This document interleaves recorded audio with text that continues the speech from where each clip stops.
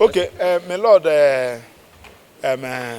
has adjourned the matter to 7th of July, 7th of November, for the Mazi to open his defense, or he will foreclose his right of defense.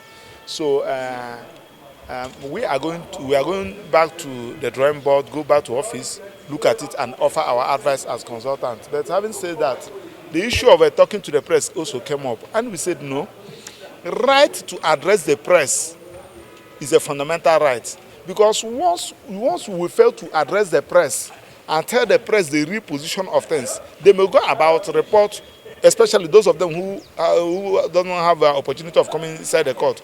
They may go and report another thing. So the court say that we have a right to exercise to address the press, which even the prosecution has confirmed. But he said that we should do it in line with the law, just like as I'm doing it now. I just reported what happened in court, not prejudicing what is happening, what is going to happen. And I believe that just like every other person, we are calling Mr. President to discontinue this trial. It's embarrassing Nigeria the more. Thank you and God bless you.